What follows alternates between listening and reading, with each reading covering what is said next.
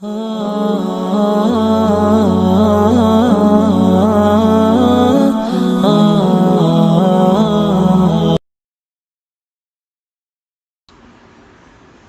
کے حوالے سے خواتین کافی سوالات پوچھتی رہتی ہیں کہ یہ چیز پہننی جائز ہے کہ نہیں جائز ہے، جینس ہو، پلازو ہو، کیپری ہو اور پتہ نہیں کیا کیا۔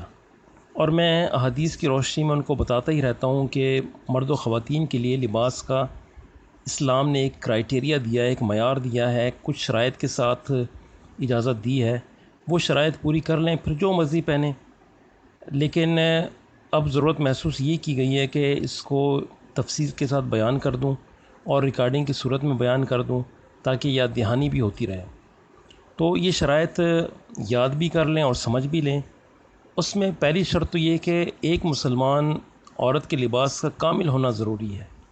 جو غیر محرم مردوں سے اس کے پورے جسم کو مکمل پردے میں چھپا کر رکھے، اور محرم لوگوں کے سامنے عورت جسم کے صرف انہی حصوں کو ظاہر کر سکتی ہے جن کے ظاہر کرنے کا عموماً رواج پایا جاتا ہے، یعنی وہ ان کے سامنے صرف اپنے چہرے، اپنے دونوں ہتھیلیوں اور قدموں کو ظاہر کر سکتی ہے۔ پھر لباس کا اس طرح ساتر ہونا ضروری ہے کہ جسم نظر نہ آئے، اتنا باریک نہ ہو، اتنا ٹرانسپیرنٹ نہ ہو کہ اس کے نیچے سے عورت کی جلد ظاہر ہو، اور تیسرا یہ کہ ایسا تنگ اور چست نہ ہو کہ اس کی اعضاء کی ساخت نمایاں ہو۔ جناب نبی کریم صلی اللہ علیہ وآلہ وسلم نے فرمایا، جہنمیوں کی دو قسمیں ایسی ہیں جن کو میں نے دیکھا نہیں ہے۔ ایک قسم ان لوگوں کی ہے جن کے ہاتھوں میں گائے کی دم کی مانند کوڑے ہوں گے جن سے وہ لوگوں کو ماریں گے۔ دوسری قسم ان عورتوں کی ہے جو لباس پہن کر بھی ننگی ہوں گی، مٹک مٹک کر مونڈوں اور کولوں کو ہلا ہلا کر چلیں گی۔ ان کے سر بختی اونٹ کی جھکی ہوئی کوہان کی طرح ہوں گے۔ وہ نہ تو جنت میں داخل ہوں گی اور نہ اس کی خوشبو ہی پائیں گی، حالانکہ اس کی خوشبو اتنی مسافت سے پائی جاتی ہے،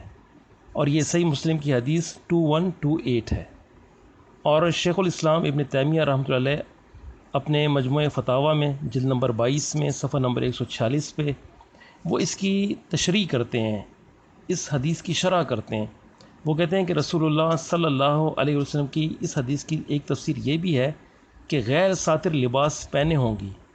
بظاہر وہ لباس پہنے ہوں گی خواتین، لیکن حقیقتاً ننگی ہوں گی۔ مثال کے طور پہ وہ خواتین جو ایسا باریک لباس استعمال کرتی ہیں جس سے ان کی جلد ظاہر ہوتی ہے، یا ایسا تنگ لباس پہنتی ہیں جو ان کے جسم کی ساخت اور جوڑ یعنی پچھلے حصے، بازوں وغیرہ کو ظاہر کرتا ہے۔ حالانکہ عورت کا لباس ایسا موٹا اور کشادہ ہونا چاہیے جو اس کے لیے مکمل طور پر ساتر ہو، اس کے جسم کا کوئی حصہ ظاہر نہ ہو اور نہ اس کی اعضاء کی ساخت نمایاں ہو۔ پھر لباس میں مردوں سے مشابہت نہ اختیار کرے، کیونکہ رسول اللہ صلی اللہ علیہ وآلہ وسلم نے مردوں سے مشابہت اختیار کرنے والی اور ان کے طور طریقے کو اپنانے والی عورتوں پر لعنت بھیجی ہے، اور یہ صحیح بخاری کی حدیث 5885 ہے۔ لباس میں مردوں سے مشابہت اختیار کرنے کی صورت یہ ہے کہ خواتین ایسے لباس اور کپڑے استعمال کریں اور پہنے جو عام معاشرے میں نوعیت اور صفات کے اعتبار سے مردوں کے لیے مخصوص ہوں۔ اب ذرا اس حدیث کی روشنی میں اور اس کرائٹیریا کی روشنی میں اسلام آباد کی مارکیٹس، کراچی کی مارکیٹس، لاہور کی مارکیٹس اور اپنے اپنے شہروں کی مارکیٹس اور سپر مارکیٹس اور مالز میں ذرا جائزہ لیں کہ خواتین کس لباس میں آتی ہیں، اور جینز اور جیکٹس اور مردوں کے جتنے لباس ہیں وہ سارے استعمال کرتی ہیں، اور اس وعید میں آ رہی ہیں کہ نہیں آ رہی ہیں۔ یہ اس کا جواب آپ خود اپنے ذہن سے دیں کہ کیا وہ اس وعید میں آ رہی ہیں کہ نہیں آ رہی ہیں، اور کیا ان کا لباس ٹرانسپیرنٹ نہیں ہوتا۔ یہ سب سوچنے والی باتیں ہیں، اور پھر اس کے نتیجے میں یہ بھی اندازہ لگا لیں کہ ہم پہ رحمت اور برکت کی بارش کیوں نہیں ہوتی ہے۔ اور اس کے علاوہ دوسری جو شرط ہے وہ یہ کہ لباس میں ایسی زیب و زینت نہ ہو کہ گھر سے باہر نکلتے وقت عورت مردوں کی توجہ کا مرکز بن جائے، اور اس کی وجہ سے اس کا شمار اجنبی مردوں کے سامنے اپنی زیب و زینت کا اظہار کرنے والی بے حیا عورتوں میں ہونے لگے۔ اور آخری یہ ہے کہ حجاب، یعنی حجاب کے معنی ہے کہ عورت غیر محرم لوگوں سے اپنے پورے جسم کو پردے میں رکھے، اور سورہ نور میں ہم پڑھتے آئے ہیں کہ اپنی زینت کو ظاہر نہ کریں سوائے اس کے جو ظاہر ہے، اور اپنے گریبانوں پر اوڑھنیاں ڈالے رہیں، اور اپنی زینت کو کسی کے سامنے ظاہر نہ کریں سوائے اپنے خاوندوں کے لیے یا اپنے والد یا اپنے سسر یا اپنے لڑکوں یا اپنے خاوند کے لڑکوں یا اپنے بھائیوں کے لیے۔ اور سورہ احزاب میں بھی ہم نے یہ پڑھا ہے کہ جب تم نبی صلی اللہ علیہ وسلم کی بیویوں سے کوئی چیز طلب کرو تو پردے کے پیچھے سے طلب کرو۔ اور اس آیت میں جو حجاب ہے اس سے مراد ایسی دیوار یا دروازہ یا لباس ہے جو عورت کو پردے میں رکھے۔ آیت اگرچہ ازواج المطہرات کے حق میں نازل ہوئی ہے، لیکن اس کا حکم تمام مومنات کو عام ہے، کیونکہ اللہ تعالیٰ اس کی علت بیان کرتے ہوئے فرماتے ہیں کہ تمہارے اور ان کے دلوں کے لیے کامل پاکیزگی یہی ہے۔ اس میں علت یہی ہے کہ کسی کے دل میں بیماری ہو سکتی ہے، اٹریکٹ ہو سکتا ہے، مائل ہو سکتا ہے، اس لیے حجاب اختیار کرنا لازمی ہے۔ اور سورہ احزاب ہی میں پردے کے لیے جلابیب استعمال ہوا ہے، اور صحابہ کرام کی تفاسیر کی روشنی میں جلابیب اس بڑی چادر کو کہتے ہیں جو سر سمیت عورت کے پورے بدن کو ڈھانپ لے۔ ابو عبیدہ رحمۃ اللہ علیہ کا بیان ہے کہ اسے اپنے سر کے اوپر اس طرح عورت ڈالے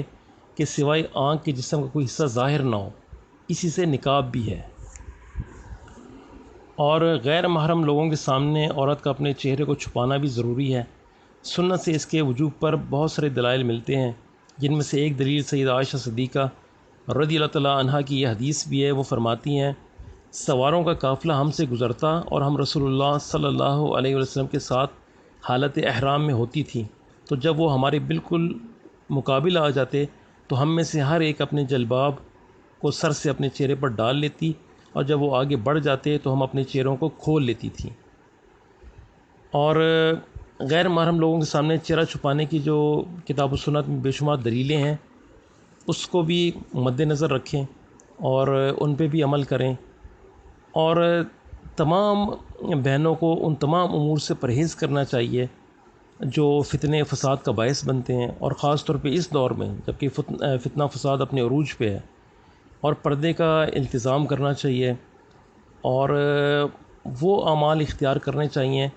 جو حدیث میں مذکور ہیں اور جن کے اوپر جناب نبی کریم صلی اللہ علیہ وسلم نے کرنے کا سختی سے حکم دیا ہے، اور جن سے بچنے کا بھی سختی سے حکم دیا ہے۔ یعنی جو اعمال کرنے ہیں وہ کرنے ہیں، اور جن سے بچنا ہے، ان سے فرار نہیں ہے۔ اور اس فتنے کے دور میں تو یہ لازم ہو گیا ہے کہ اپنی پوری طاقت لگا کے اور استطاعت کے مطابق ان احادیث پہ عمل کرنے کی کوشش کی جائے۔ تو یہ کچھ معیار تھے، کرائیٹیریاز تھے جو میں نے بیان کر دیے ہیں، اور آپ اپنے